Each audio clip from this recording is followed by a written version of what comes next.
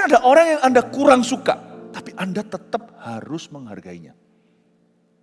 Saya belajar sesuatu, sekalipun saya tidak setuju dengan seseorang, kalau pamit ya saya pamit dulu ya. Saya pelajari kalau saya lagi chatting sama seseorang, apalagi kalau orang itu lebih tua, saya punya satu kebiasaan. Ini menjadi menurut saya etiket Kristen. Ini bukan etika. Etika itu sifatnya karakter, sifatnya prinsip. Etiket itu sopan santun. Ya saya tidak tahu sopan sama santun itu bedanya, itu bagus sekali bahasa Indonesia. Sopan dan santun. Saya lupa mana yang etika, mana yang etiket. Mana yang lebih kuat. Sopan itu maksudnya etika itu etika. Tidak boleh gitu sama orang. Karena itu sudah jelas sekali benar atau salah. Etiket bukan benar atau salah. Tapi kita yang harus mawas diri, tahu diri karena hormat, karena sopan, karena kita itu tunjukkan penghargaan. Misalnya,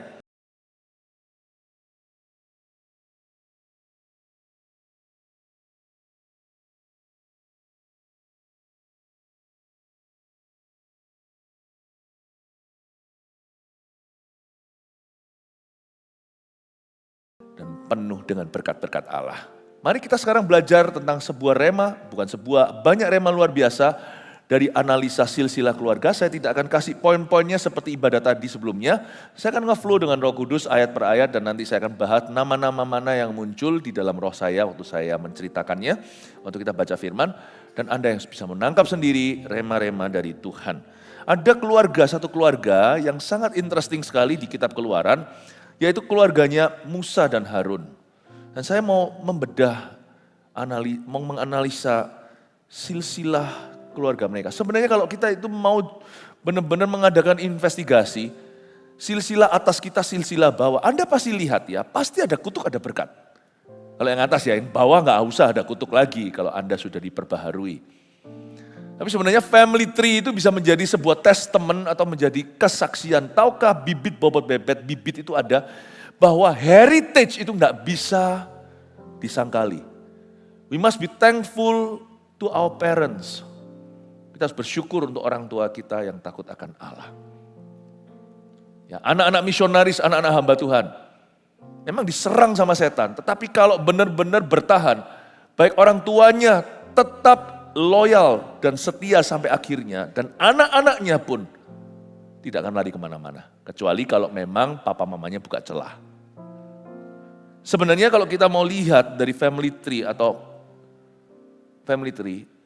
dari pohon, bukan kehidupan, pohon keluarga, Anda bisa melihat kesaksian Roh Kudus di sana. Itulah sebabnya sekarang kalau Anda mulai berkeluarga atau pastikan Anda jalan dengan Tuhan. Dan setiap keputusan Anda tidak akan mempengaruhi Anda sendiri, akan mempengaruhi orang-orang setelah Anda. Makanya tadi salah satu poin yang saya sampaikan di ibadah salah satu, saya beritahukan harus berpikir legacy. Pikir itu harus pikirkan warisan, bukan terima warisan, tapi apa yang kau wariskan, hidup itu sementara. Think legacy. Think legacy. Mari kita sekarang baca keluarga Musa, nanti saya bantu. Baca-baca gini memang perlu guru, perlu gembala untuk menuntun kita. Karena waktu kita baca seperti ini biasanya boring karena ini nama-nama. Tapi I will ensure you, saya pastikan kalau Anda hatinya haus, Anda akan dapat sesuatu yang sangat berharga. Inilah para kepala kaum keluarga mereka. Kita lihat Keluaran 6 ayat 13, total sampai 26. Mari kita ngalir dengan Tuhan. Inilah para kepala kaum keluarga mereka. Anak-anak Ruben, anak sulung Israel, Henok, Palu, Hesron, Karmi, itulah kaum-kaum Ruben. Rema ke-1 kalau kita pelajari ayat 13, inilah para kepala kaum keluarga. Laki perempuan itu setara, sama di mata Tuhan. Perannya aja beda, tapi ada salah satu peran yang melebihi wanita adalah laki-laki itu dilahirkan sebagai pemimpin. So by your gender alone, you're born a leader. Sadarkah Anda? Pria itu dilahirkan untuk jadi pemimpin. Saya enggak ngomong begini merendahkan yang wanita, jangan salah ngerti. Di gereja ini, gereja yang sangat percaya, woman ministry, percaya perempuan, kami sangat menjunjung tinggi martabat wanita. Malah sering dalam khotbah saya, kalau Anda cek satu-satu, saya lebih sering mengeluhkan kaum Hawa daripada kaum Adam karena kita harus melempar mahkota kita, memberi glory kepada yang diabaikan. Dan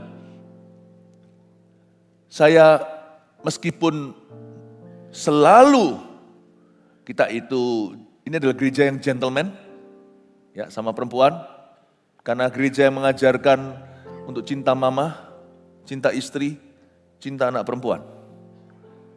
Saya punya tiga-tiganya. Jadi saya ngerti bagaimana menghargai.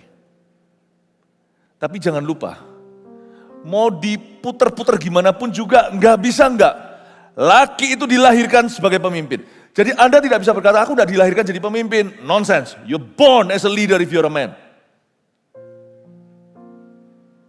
Pasti. Misalnya kalau ada kecelakaan atau apalah dalam kondisi gawat darurat, akan dikecam oleh masyarakat. Karena Tuhan sudah taruh itu dalam gambar dan DNA manusia.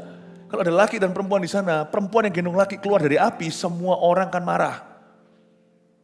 Kecuali kalau perempuannya, kalau lakinya pingsan.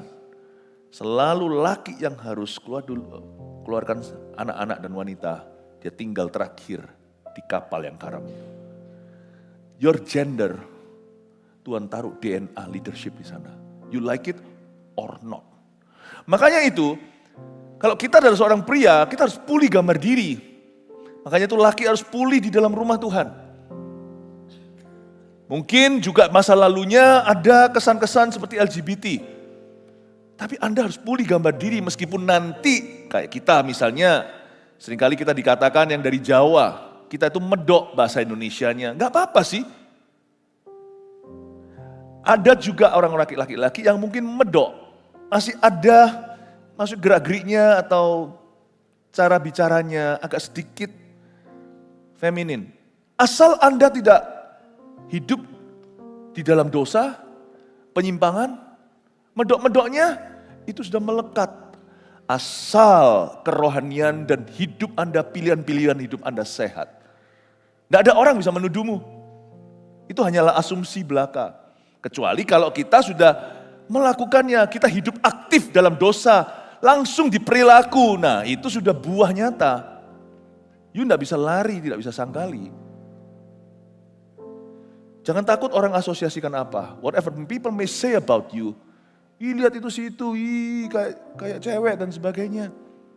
Whatever people may say about you, asal tidak terbukti Anda hidup betul dan benar di dalam Kristus, Tuhan yang akan urusi mereka, Anda akan berbuah. Tapi ingatlah, laki dicipta sebagai leader dalam family, dalam gereja, di dalam masyarakat, di dalam tempat kerja. Itulah sebabnya kalau Anda dapat anak cowok, jangan tergesa-gesa. Didik mereka perlahan-lahan, lapis legit. Jangan cepat-cepat. Ya, kasih mereka hal-hal yang mereka belum bisa handle. Kalau Anda orang kaya, punya banyak materi, jangan langsung kasih dia akses ke semuanya. Karena dia belum belajar bagaimana jadi follower, diberi tanggung jawab besar, malah justru nanti kacau balau hidupnya. Laki jangan cepet-cepet pacaran. Karena nanti mimpin keluarga loh. Les dulu sama Tuhan. Les sama papa mama. Makanya perempuan tuh dewasa dulu ya kan. Suatu hari mereka sama-sama taman kanak-kanak. Di SD kelas 4, tidak tahu kelas berapa tepatnya. Tiba-tiba perempuan mercusuar. Wush, laki-laki masih cebol-cebol. Perempuan sudah dewasa, cara ngomongnya gini, laki-laki masih wah. Kita itu lebih lamban untuk dewasa. Memang itulah tatanan alam yang Tuhan ciptakan.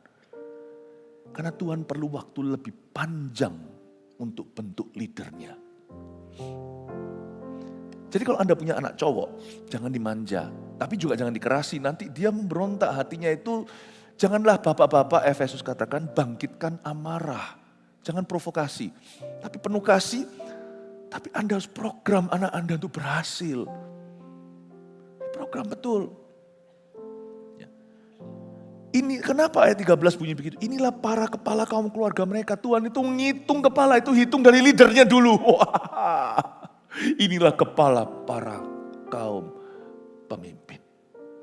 Inilah kaum pemimpin kepala kaum keluarga mereka. Inilah para kepala, inilah para kepala, inilah para kepala, inilah para kepala, inilah para kepala. Itu terus ada di kepala saya. Inilah para kepala. These are the leaders. Wow. Anak-anak Ruben yang sulung, Henok, Palu, Heson, Karmi. Henok bukan Heni. Palu, bukan Paku. Hezron, Karmi. Ini semuanya laki-laki itulah kaum Ruben. Bapak ibu saudara, laki-laki juga harus mau step up. Kalau bukan Anda jadi spiritual leader, gereja yang tidak sehat adalah gereja yang semua leadernya itu perempuan. Laki-lakinya semuanya hanya bisi kerja. Tapi puji Tuhan di gereja yang seimbang adalah laki ada, perempuan ada. Tapi Anda bisa lihat, kalau laki-laki menempati tempat-tempat posisi-posisi yang paling sulit, paling susah, tekanannya paling berat, pria jadi pemimpin rohani. Bersyukur di gereja kita, CGL keluarga itu semuanya adalah couple, bukan anaknya Safira, jangan, dalam nama Yesus, Priscilla dan Aquila. Tapi lihat laki-lakinya, jangan pernah juga remehkan pria. Pria mungkin lebih lamban. Misalnya kita kirim ke misionari, misalnya kita mengirim untuk satu pelayanan misalnya seorang pastor. Mungkin awal-awal jadian yang perempuan lebih diproyeksikan. Karena yang perempuan itu lebih, peka, doanya itu dahsyat, khotbahnya bagus. Yang lakinya biasa. Kelihatan biasa, tapi dia setia. Yang penting itu ya buah rohnya. Dia karunia nggak seberapa. Kalau Anda baca Priscilla Aquila. Priscilla itu di dalam Alkitab itu loh yang bantu Paulus, mereka menjadi asisten Paulus padahal mereka itu business couple, mereka itu pengusaha. Mereka pengusaha tenda seperti Paulus. Zaman itu real estate, mereka realtor. Mereka agen properti. Priscilla Aquila kalau Anda baca ya dalam sejarah, Aquila itu lebih diam. Priscilla itu lebih ramai, lebih heboh, lebih flamboyan. Aquila itu lebih simple. Tapi Anda terkejut nanti. Bisa-bisa pada waktu sama-sama diutus ke samber urapan. Karena posisi itu menuntut mereka untuk berfungsi. Nanti tiba-tiba Anda akan terkejut. Tiba-tiba laki itu mengejar ketinggalannya. Asal mereka sungguh-sungguh seimbang dalam Tuhan, tidak timpang. Asal mereka sungguh-sungguh cari Tuhan. Gak usah dibuat-buat, itu laki akan naik sendiri. Wush. Satu kepala lebih tinggi dari yang perempuan. Orang-orang bisa merasakan karunianya Priscilla, tapi orang-orang sangat respect dan sangat segan sama Aquila. There's just something about a man, seorang pria, kalau dia mau pegang pucuk tongkat Tuhan dan berkata, here I am, use me, ini aku. Nah tentu diutus, mungkin tidak kemana-mana, pakai aku. Jangan minder yang pria. Anda mungkin tidak sefasih lidah. Kalau doa-doa apa, kiriman papa, enggak, mama aja. Jangan dilempar terus. Doa makan oke lah. Tapi ada hal-hal tertentu, Tuhan akan jawab doa keluargamu sebelum yang sang papa yang buka mulut. Meskipun sang mama adalah nabiah, Tuhan tidak akan jawab sampai sang ayah berseru menghadap sorga, pribadi tidak diwakilkan. Lord, this is me, ini aku. Please change this condition. Ubah kondisi ini. Tuhan langsung berkata, nah ini yang kutunggu-tunggu. Nah ini yang kucari-cari. Itu yang disebut dengan inilah para kepala. Inilah yang kutunggu. Laki-laki jangan minder. Mungkin kita tidak sefasih lidah, gak apa-apa. Tapi bukan berarti Tuhan lebih memandang berat istrimu. Karena Anda lah yang Tuhan tunggu. Yang wanita, gak apa-apa ya, kali ini saya kalahkan ya. Oke ya, dan toh kalau begini nanti suami Anda akan kembali ke sisi Anda dengan kapasitas yang berbeda. Ya, yang perempuan yang tidak keberatan, saya kalahkan hari ini, saya ngomong tentang yang prianya dulu, coba bersin. Loh kok yang laki ikut? Coba bilang amin. Ya puji Tuhan, kasih tepuk tangan Tuhan. Ini masih dalam konteks keluarga ya, kan kita mau belajar, mau temukan rema-rema yang dahsyat dari satu keluarga istimewa, itu keluarganya Musa. Kita lihat di sini, lihat. Loh jangan salah loh. Musa itu punya cici, mbaknya dia punya kakak perempuan, dia punya kakak kakak laki. Saya lupa, Harun sama Musa itu beda berapa? 3 tahun kalau nggak salah. Itu kokonya tuh. Cicinya pun dipakai Tuhan, malah cicinya dipakai dulu kalau nggak ada cicinya. Musa itu sudah hilang. Waktu ketemu sama putri Firaun di sungai Nil itu, cicinya itu berinisiatif dan dipakai oleh Roh Kudus untuk menggugah hati putri Firaun untuk merekrut dan untuk mempekerjakan mamanya Musa sendiri untuk jadi Naamah, untuk menjadi ibu yang menyusui atau ibu yang membesarkan. Perempuan itu punya tempat dahsyat dalam hadirat Allah. Tapi lihat, it's Moses that God primarily had chosen. Yang Tuhan secara premier tentukan. Bukan berarti Tuhan pilih kasih, bukan. Tapi memang itu sudah mandat ciptaannya. Dan itu tidak dirubah, tidak berubah dengan ciptaan baru. Hanya karena kita jadi Kristen. Meskipun ada ayatnya, Paulus berkata, tidak ada laki atau perempuan, budak atau bebas, Yunani atau Yahudi. Tetapi peran, coba katakan peran, role itu tidak bisa dihapus. Sama seperti sidik jarimu, tidak bisa dihapus. Nah sekarang kita pelajari ayat 14, masih di dalam konteks keluarga. Ternyata pria itu peran yang penting sekali sebagai husband, sebagai papa. Dan juga kalau Anda belum menikah, Anda sebagai koko, sebagai adik, Anda laki-laki, meskipun Anda bukan yang sulung, setiap pria itu disulungkan di mata Allah. Anak-anak Simeon, Yemuel, Yamin, Ohad, Yakin, Sohar, dan Saul, anak seorang perempuan Kanaan, itulah kaum-kaum Simeon. Lalu ayat 15, inilah nama anak-anak Lewi menurut urutan kelahirannya. Oke, mari kita lihat urutan kelahiran. Katakan urutan kelahiran. Ada satu rema lagi bagi orang-orang yang masih kolot dan tradisional dalam cara berpikir soal urutan kelahiran. You see, urutan kelahiran itu membuat seseorang jadi koko dan cici menjadi kakak atau adik. Memang betul. Tapi Tuhan Tuhan memberikan urutan itu entah kenapa.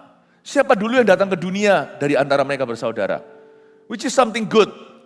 Kita tidak boleh naik ke kepala orang, gak peduli sana siapa. Kalau kita lebih muda dari seseorang, hendaknya kita itu menghormati orang itu. Susunan kelahiran juga tidak bisa menjadi suatu yang murahan. Dimanapun juga Tuhan gak pernah salah. Tuhan kasih dia dulu lahir. Atau kalau Anda ketemu sama satu orang yang bukan siapa-siapa, kalau dia lebih tua dari Anda juga harus memberi hormat. Sesuatu yang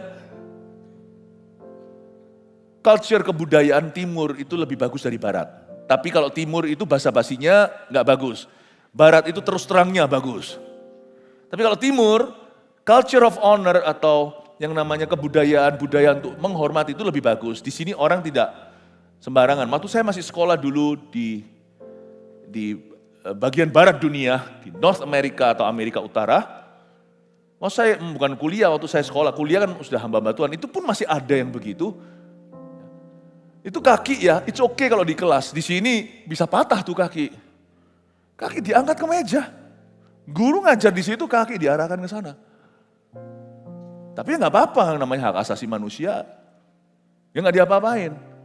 Kalau di Indonesia digituin, udah patah tulang tuh. Ya. Sedangkan orang Korea misalnya, setahu saya kalau mereka minum, nggak berani ngadep ke depan kan, kalau itu senior ya. Benih gini kan minumnya kan. Kalau minum ngadep gini, nggak boleh kalau lebih tua, ya betul ya. Gini ya. Tadi yang greeter kan orang Korea ini. Annyeonghaseyo. Saya minum dulu ya Seo. Minumnya ke belakang gitu. Ya kita masing-masing ekspresi, cuman ada sesuatu dalam keluarga yang akan membuatnya jauh lebih mudah ditinggali. Satu keluarga yang membuat harmonis itu bukan menjadi mimpi. Kalau kita terapkan budaya honor yang sehat, gimana pun adik harus hormat sama kakaknya. Bisa gak setuju, bisa gak sepakat. Tapi tetap harus hormat. You know, sama orang yang kita gak suka aja, kita tetap harus menghormati. Karena di kepalanya ada gambaran rupa Allah. You see, saya belajar sesuatu di dalam hidup ini. You may not have to like somebody in order to be fond of that person. Bahasa Inggrisnya. Kita tidak perlu sungguh-sungguh suka sama orang itu untuk kita bisa menghargainya. Sekalipun orang yang orang itu misalnya jahat sama kita, aku enggak suka. Istilahnya lah kalau kita lagi liburan enggak mau bawa lah orang itulah. Orang itu adalah salib yang kupikul kalau aku harus. Tapi kalau lagi nikmat aku enggak ingat. Bukan orang yang akan aku bawa lah untuk saya rileks dan untuk saya bisa santai, untuk saya bisa nyaman. Mungkin ada orang yang Anda kurang suka, tapi Anda tetap harus menghargainya. Saya belajar sesuatu, sekalipun saya tidak setuju dengan seseorang, kalau pamit ya saya pamit dulu ya. Saya pelajari kalau saya lagi chatting sama seseorang, apalagi kalau orang itu lebih tua, wong saya punya satu kebiasaan. Ini menjadi menurut saya etiket Kristen. Ini bukan etika. Etika itu sifatnya karakter, sifatnya prinsip. Etiket itu sopan santun. Ya saya tidak tahu sopan sama santun itu bedanya, itu bagus sekali bahasa Indonesia. Sopan dan santun. Saya lupa mana yang etika, mana yang etiket. Mana yang lebih kuat. Sopan itu maksudnya etika itu etika. Tidak boleh gitu sama orang. Karena itu sudah jelas sekali benar atau salah. Etiket bukan benar atau salah. Tapi kita yang harus mawas diri, tahu diri karena hormat, karena sopan. Karena kita itu tunjukkan penghargaan. Misalnya, saya sama orang lebih tua kalau saya lagi chatting. Saya terakhir yang GBU. Yang paling gak enak adalah kalau orangnya juga punya pikiran sama dengan saya. GBU, GBU2, GBU3, GBU4. Terakhir saya tulis GMS. Saya sama orang muda aja, yang lebih muda dari saya sama staf, orang yang benar-benar bekerja di bawah saya. Saya terakhir kok, akhiri chat saya. Siapa di sini yang pernah sama saya, pernah interaksi sama saya, tahu kok, saya yang terakhir. Kecuali sekali dua kali yang orang itu gak mau akhir-akhir, ya gimana? Masa sampai Tuhan datang GBU 2000, I love you 3000. Mungkin kita bisa gak suka sama orang, tapi kita yang chat terakhir. Apalagi kalau dia lebih tua. Kalau kita bisa punya prinsip etiket seperti ini, bukan etika, karena ini bukan benar dan salah. Etika itu benar atau salah. Saya rasa rumahmu akan jauh lebih nyaman ditinggali. Kepemimpinanmu akan lebih enak buat orang ikuti.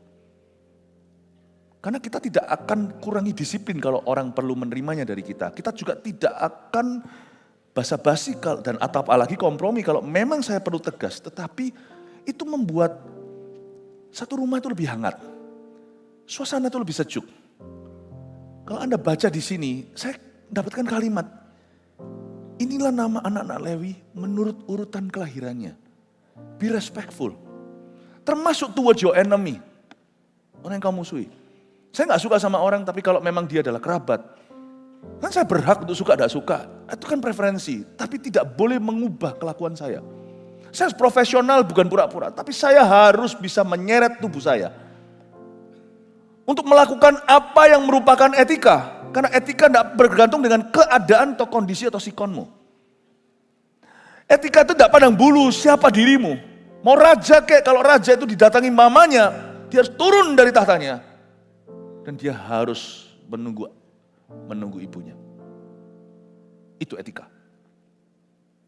Saya tidak suka sama orang pun, kerabat misalnya, kalau dia berbuat jahat, saya tetap antarkan sampai pintu, antarkan sampai keluar, antarkan sampai mobil. Saya bukakan. Karena it's not question for me, it's not a question. First, I'm Christian. Kedua, orang tidak Kristen pun begitu. Kadang-kadang orang Kristen yang bisa lupa. Orang Kristen kadang-kadang bisa tega loh kayak gitu. Itu bisa menghalalkan semua cara karena dia berada di dalam suasana atau dalam kerajaan anugerah. No. Anugerah tidak menghapus sopan santun. Anugerah tidak meniadakannya. Itulah sebabnya kalau misalnya di sini ada orang yang bekerja di perusahaan mana, meskipun Anda dengar suara Tuhan pindah, Anda pun harus pamit baik-baik.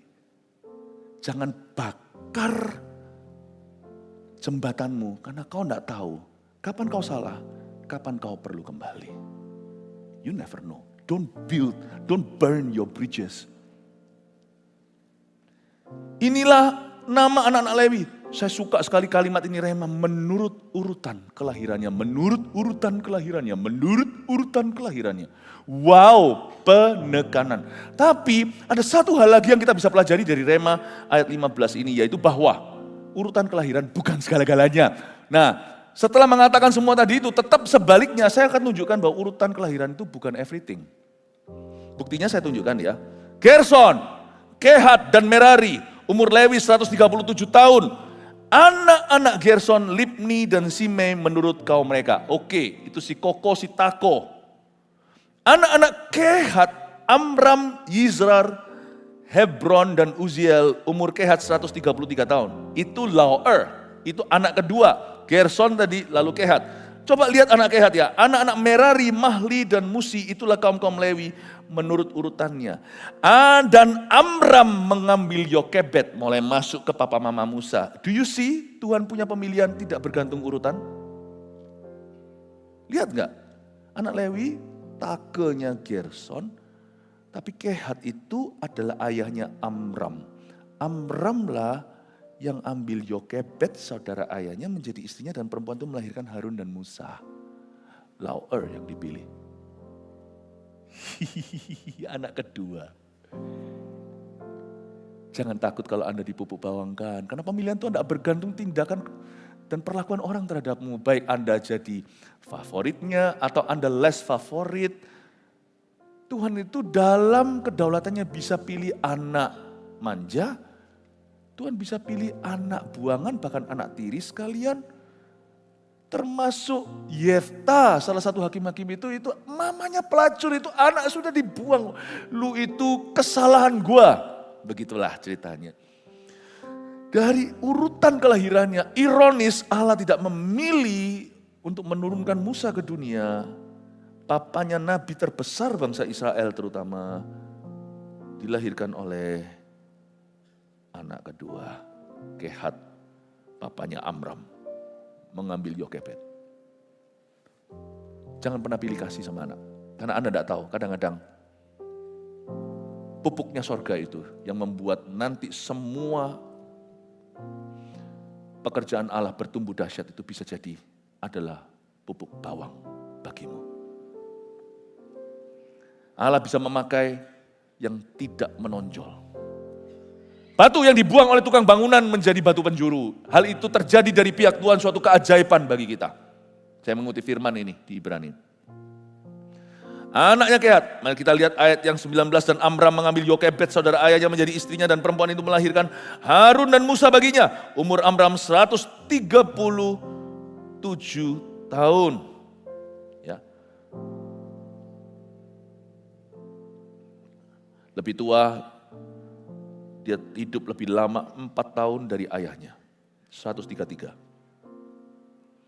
Amram mengambil Yokebed. Dan dua-dua ini adalah dari kaum atau suku Lewi. Ingat tadi, inilah anak-anak Lewi menurut urutan kelahirannya. Jadi mereka adalah anak-anak Lewi. Nanti di Super Conference, saya baru bisa jabarkan apa yang terjadi kalau dua-dua, yaitu papa mama, sama-sama komitmen melayani Tuhan. What will happen to your son? Saya kasih preview sedikit karena ayat ini.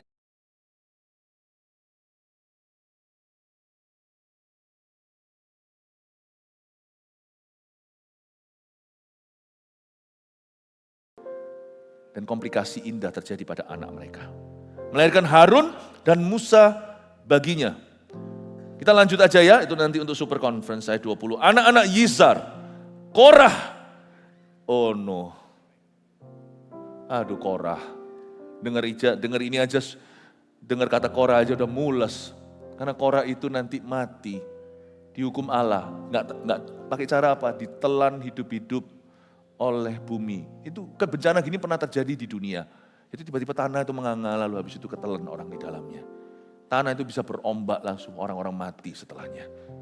Itu yang terjadi pada Korah, tapi itu terjadi sebagai hukuman dan terjadinya secara supranatural, bukan bencana alam, karena setelah Tuhan berfirman langsung kejadian. Jadi tidak ada kebetulan. Jadi Korah ini anak-anak Yizar, Nefek dan Sikiri. Jadi Korah berarti adalah first cousin-nya Musa. Korah itu adalah sepupu dalam. Misalnya anak saya Pastor Jeremy ini dengan anaknya koko saya itu first cousin karena kami berdua papa-papanya adalah saudara kandung. Tapi kalau saya dengan cousin saya, dengan sepupu saya, anak kami itu second cousin. Nah Korah itu cukup dekat dengan Musa, dia adalah first cousin. Dia adalah sepupu dalam, sepupu langsung lah maksudnya ya. Sepupu dalam. Dan ini ayah dengan ayah, kalau dalam bahasa Chinese-nya, ini tangti tangke, bukan biauke. Kalau yang mengerti bahasa Tionghoa, ya kita langsung tahu. Dalam tradisi Tionghoa itu selalu ada kata-kata yang bisa langsung gak usah dijelaskan, kita langsung tahu dia dari pihak ibu atau pihak ayah.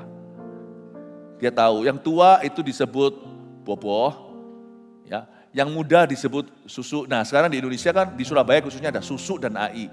Jadi semua om-om itu adiknya papanya. Mau yang tua juga dipanggil susu. Mestinya yang tua dipanggil ape. Ya supaya ngerti ya. Nah sekarang Anda paham kan Korah itu siapa? Korah itu loh yang berontak, yang ajak 250 tua-tua semuanya. Orang-orang kenamaan sudah pejabat, bukan pejabat. Itu sudah leader-leader utama di dalam pelayanannya Musa dan kepemimpinannya. Dia itu bisa hasut 250 Korah dan dua pemimpin lain yang utama bisa menggerakkan 247 yang lainnya, Korah, Datan, Abiram. Dan sayangnya yang memimpin pemberontakan tiada lain tiada bukan adalah first cousin-nya Musa sendiri. Jadi jangan pernah Anda terheran-heran bahwa kadang-kadang musuh orang itu adalah orang-orang seisi rumahnya sendiri.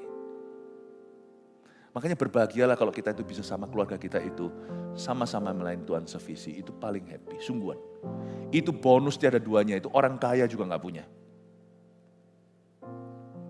First cousin-nya sendiri, tapi Tuhan itu baik. Kalau Musa tidak membalas, kalau Musa berani menyerahkan perkaranya kepada Allah, Tuhan nanti yang marah. Kasihlah tempat untuk murka, karena tidak ada yang bisa menyakitimu seperti keluargamu sendiri. Makanya itu doakan keluarga supaya jangan sampai setan lewat. Doakan supaya keluarga itu sehati, seiman. Doakan supaya keluarga Anda satu-satu diselamatkan. Korah itu first cousin Musa. Dan anak-anak Yisar adalah Korah. Dan anak-anaknya Korah tahu enggak? Korah, Nefek dan Sikri. Anak-anak Uzil, Misael, Elsafan dan Siti. Dan disebut tuh Korah. Kayaknya sudah putus itu nyawa. Yang lainnya dikasih anaknya ini siapa, anaknya siapa. Korah buyar, tapi Tuhan itu selalu menyimpan yang baik. Tuhan kita itu Allah yang suka memulihkan. Kebaktian sebelum ini saya jelaskan bahwa hati Tuhan itu selalu ingin memulihkan. Kasih Tuhan memulihkan, kasih Tuhan memperbarui. Ini sifat kasih. Kasih Tuhan mau mengampuni, kasih Tuhan mengubah segalanya. Diam-diam Tuhan simpan. Ternyata waktu Korah ditelan, dia dan keluarganya, gak semua binasa. Ada anak kecil yang sisa. Dan Anda tahu nanti Bani Korah itu mendapat kesempatan. Tuhan itu baik terhadap orang, termasuk terhadap orang jahat. Tuhan itu tidak bahagia karena kematian orang fasik yang patut mereka derita. Tuhan itu lebih menginginkan, merindukan pertobatannya. Makanya Tuhan ngomong sama Israel, kenapa aku harus hukum kamu? Berbaliklah supaya aku gak jadi hukum kalian. Itulah hati Tuhan yang selalu dikeluhkan oleh Yunus. Aku tahu sifatmu itu kayak apa Tuhan. Kau pasti ampuni kan Niniwe kalau dia bertobat, kalau dia puasa. Tuhan itu hatinya kayak gitu. Diam-diam dia simpan orok bayi Korah. Masih ada yang tersisa yang hari itu mungkin lagi flu, gak datang ke perkemahan. Yang ditelan sama tanah. Bani Korah kalau Anda mau tahu, dia menulis Mazmur seperti rusa rindu. Sungaimu, saya cek dulu ya, betul enggak itu Bani Korah? Saya ngajar salah nanti, enggak lucu. Mazmur 42, sebentar ya, sabar ya. Dan saya bilang ini rema-rema, jadi memang saya enggak tahu nanti keluarnya apa. Untuk pemimpin biduan, nyanyian pengajaran Bani Korah, kuncinya sudah betul? Seperti rusa rindu, sungaimu jiwaku rindu engkau. Ayo karaoke dengan Tuhan hari ini. Kaulah Tuhan, hasrat hatiku ku rindu menyembahmu. Lagi engkau Engkau kekuatan dan perisaiku, kepadamu Rohku Ini adalah keturunan Korah nyanyi. Kaulah Tuhan hasrat hatiku, ku rindu menyembah. Ada kesalahpahaman di antara orang Kristen yang mengira dalam alam bawah sadarnya kalau ini lagu dicipta oleh Daud. Gak semua mazmur digubah sama Daud. Yang ini ditulis sama keturunan Korah. Bani Korah namanya. You see, orang kalau salah pun, papa mamanya penyembah berhala. Bahkan kalau perlu papa mamanya satanis. Ikut gereja setan misalnya. Tetap ya tidak akan mengubah kasih karunia Tuhan yang selalu mencari siapa yang bisa diluputkan. Jadilah Anda orang yang diluputkan itu, hai Bani Korah. Kalau misalnya atas-atas semuanya okultisme. Kalau atas-atas semuanya main jimat-jimat. Jadilah Anda Bani Korah itu. Yang berkata, seperti rusa rindu, aku merindukanmu dan keturunanku akan diberkati. Ada lagi misalnya, kan di zamannya Daud nih, sorga, dia berkata, may there still be Bani Korah yang masuk ke sorga. Wow, merinding saya. Salah satu orang yang saya kepingin ketemu suatu hari di sorga. Orang-orang sih maunya, wah yang klasik-klasik. Saya agak gak klasik. Salah satu yang saya kepingin ketemu adalah Bani Korah. Saya mau ketemu siapa sih orang itu? I admire him so much. Dia berkata seperti burung pipit. Aku rindu berada di situ, gak sengaja aja. Karena keluargaku sudah di-ban, di-blacklist dari rumah Allah. Aku ingin kembalikan. Bisakah Anda menjadi Bani Korah itu? Selalu akan ada satu domba yang ditumbalkan. Yang pertama-tama datang ke kaki Tuhan dan berkata, memang betul. Atas-atas banyak salah, penyembahan berhala. Black magic semua. Jinah, cerai turun-temurun itu sudah pasti ada satu di antara dua. May I be different. Kiranya engkau memberkati aku berlimpah-limpah. Ada ininya. Yabesnya. Dan memperluas daerahku. Dan kiranya namamu, tanganmu menyertai aku dan melindungi aku daripada malapetaka, sehingga kesakitan tidak menimpa aku. Serba bisa ya, kasih tepuk tangan untuk keyboardis kita. Anda belajar sesuatu? Nangkap sesuatu dari silsilah ini? Amazing bukan? Korah ini. Andai kata kita semua belajar punya hati seperti ini, setiap keluarga ada harapan. Meskipun udah totok penyembahan berhalanya nggak keruan. Sudah, kalau perlu semua di atas sana gereja setan. Kalau ada Anda satu aja ada harapan. Andalah domba Paskah itu. Andalah Bani Korah. Saya kalau mau bedah satu-satu enggak selesai, tapi mendingan kita selesai sebentar lagi. Cepat aja kita lanjut anak-anak Uziel, Misael, Elsafat dan Sitri.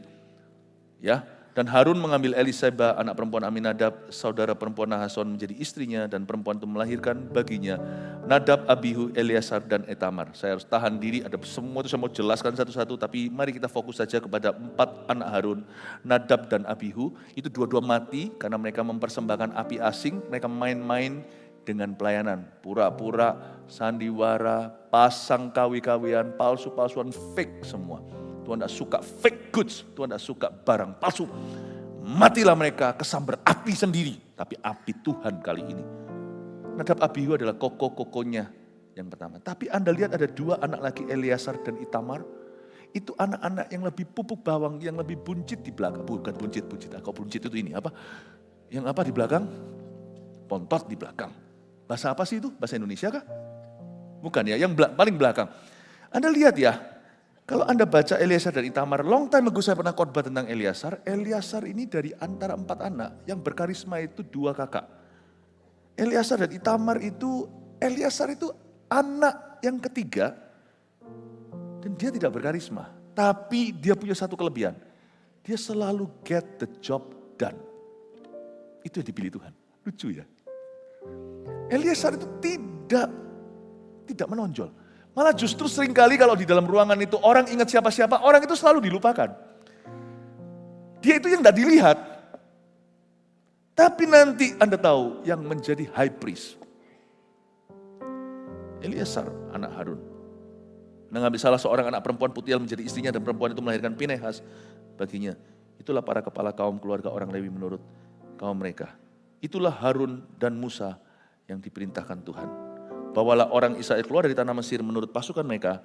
Mereka yang berbicara kepada Firaun, Raja Mesir, supaya mereka membawa orang Israel keluar dari Mesir. Itulah Musa dan Harun. Musa juga adiknya, Harun adalah kokohnya. Tapi Tuhan pilih adiknya untuk bisa memimpin kokohnya. Anda lihat cara Tuhan suruh kita punya budaya hormat. Tapi Tuhan sendiri berdaulat untuk bisa memilih adiknya over kedua kakaknya, kakak laki dan perempuannya. You see, Tuhan memilih bukan berdasarkan susunan kelahiran. Tuhan memilih berdasarkan dengan susunan kehausan. Hatimu haus dan Tuhan memandang hatimu dan melihat di situ, itu orang pilihanku. Dan ketika Tuhan lihat hati, mungkin orang lain mengabaikan, tidak tahu. Ternyata Eliasar dari 4 mereka cowok itu, Eliasar itu yang paling tidak ada daya tariknya. Benar-benar gak ada yang nyangka. Ternyata nanti dialah Godfather-nya. Tidak tahu orang-orang itu. Janganlah kau bekerja hidup demikian rupa untuk dilihat orang dan dikagumi. Tidak apa-apa kalau hari ini kita belum populer. Tidak usah cari popularitas. Tidak apa-apa kalau kita bukan favoritnya orang banyak. Tidak apa-apa loh. Tidak usah terburu-buru untuk punya sosial media, pengikutnya banyak, followernya banyak. Tidak tentu. Yang lari dulu itu nanti sampai ke tujuan. Tidak tentu orang yang tergesa-gesa atau terburu-buru itu nanti akan mencapai garis finish duluan. Bisa jadi Anda lambat-lambat. Tapi Anda sungguh-sungguh selesaikan setiap musim hidupmu. Sungguh-sungguh kelarkan tanggung jawab. Nanti akan heran. Tiba-tiba yang paling terkenal, yang paling maju, yang paling diurapi, yang paling berbuah, yang paling berhasil. Bisa jadi si Eleazar itu yang bukan apa-apa dan siapa-siapa. Sebagai Taruk, dia pun tak tampan, tidak ada orang memperhatikan. Nanti bisa jadi dia yang nikah dulu. Dia yang diurapi dulu. Belajar sesuatu tentang keluarga. Iri hati adalah suatu dosa kebodohan. Dia bukan dosa yang paling besar, tapi bisa membunuh. Yaitu Kain. Ngapain iri sama orang punya sukses? Ngapain kita sombong kalau kita punya sesuatu? Belum tentu. Kita belum sampai ke garis akhir. Tuhan itu paling punya plot twist. Dia bisa membuat rabbit berhenti di tengah. Atau kelinci itu, nanti dia bisa membuat kura-kura sudah di garis akhir. Karena itu kalau kita punya sesuatu, jangan menyombongkan diri. Dalam keluarga tidak boleh ada rivalry. Urusan sendiri-sendiri dengan Tuhan, yang penting kita meresponi Tuhan dengan baik dan benar. Saya harap semua Anda menjadi orang besar, semua Anda dipakai Tuhan, dan saya harap keluarga Anda harmonis dan semakin berlimpah-limpah. God bless you. Haleluya. Mari kita semuanya bangkit berdiri. Terpujilah nama Tuhan. Belajar sesuatu? Amin. Ya, sorry dengan waktu yang ada, saya nggak bisa selesaikan semua itu, silsilah masih banyak itu kalau mau dikupas. Tapi saya percaya ini cukup bagi kita hari ini di seminar keluarga. Hari ini, malam ini saya nge-flow saja. Dengarkan nanti yang 4 ibadah, karena itu semuanya adalah seminarnya. Itu Anda supaya dapat sesuatu. Setiap ibadah unik sendiri, setiap ibadah adalah anak kesayangan Tuhan. Saya percaya Anda dapat sesuatu, dengarkan yang lainnya. Mari kita berdoa. Dan setelah kita berdoa, kita akan nyanyi satu lagu bersama-sama. Tuhan Yesus, terima kasih. Hamba berdoa setiap keluarga, ya Tuhan Yesus, mendapatkan paradigma yang baru dan benar. Setiap family juga tidak akan orang tuanya pilih kasih. Kita akan, ya Tuhan, kami sebagai orang tua yang sudah punya anak, akan menghargai setiap anak itu unik dan istimewa di hadapan Allah. Dan berikan kepada kami mata iman, mata rohani untuk bisa melihat sesuatu jauh hari. Dan kami percaya Tuhan Yesus, setiap anak-anak kami, anak-anak jemaat ini satu-satu dipilih menurut cara Tuhan sesuai dengan takaran kasih karunia sendiri-sendiri. Dan kami berdoa juga ya Tuhan Yesus, supaya orang yang belum punya keluarga, misalnya sekarang masih di rumah papa mamanya, benar-benar harus beres waktu berada di rumah ayah ibunya. Dia jangan merasa dirinya sombong atau merasa minder, bukan anak favorit, atau malah justru anak yang paling favorit. Kami berdoa supaya spirit seperti itu dihancurkan, dan supaya mereka masing-masing bisa mendengar suara Tuhan di rumahnya, dan jadikan mereka anak-anak Tuhan yang bersinar, anak-anak Tuhan yang memutarbalikkan keluarganya kepada Tuhan. seperti Bani Korah. Hamba berdoa di dalam nama Yesus, for family salvation semakin sering di dalam gereja ini hamba bersyafaat, supaya keluarga-keluarga jemaat yang masih tersisa belum kenal Tuhan satu-satu dibaptiskan di tahun ini sebelum tahun depan. Terima kasih Tuhan, meteraikan firman-Mu, urapi anak-anak-Mu. Dalam nama Yesus, amin. Thank you untuk kesegaran ya Tuhan yang kami rasakan. Urapan-Mu memang membuat fresh terus ya Tuhan. Karena Engkau baik, Engkau tidak pernah kadaluarsa dalam hidup kami. Selalu rahmat-Mu baru tiap pagi. Sambut jemaat-Mu esok pagi sebelum pergi sekolah, kerja apa. Aku berdoa ya Tuhan, malam ini ya Tuhan, Engkau sertai mereka pulang ke rumah. Dan hari per hari Engkau beserta Immanuel dengan mereka. Jemaat yang terkasih, mari angkat kedua tangan-Mu. Diberkatilah kehidupan-Mu, pekerjaan-Mu. Diberkatilah kandungan-Mu. Diberkatilah anak cucu-Mu. Diberkatilah lumbung-lumbung-Mu. Diberkatilah rumah tangga-Mu. Biarkan Tuhan memberkati keluar masuk-Mu, wajah Tuhan bersinar atas-Mu. Jangan berubah setia, sebab Allah-Mu maha setia. Dia akan menyertai-Mu dalam setiap pergumulan. Di dalam Tuhan tidak ada jalan buntu, pasti ada jalan keluar. Pulanglah membawa iman, membawa kemenangan. Dalam nama Allah Bapa, Allah Putra, Allah Roh Kudus, yaitu di dalam nama Yesus Kristus. Yang percaya sama-sama katakan, amin. Selamat malam, Tuhan berkati.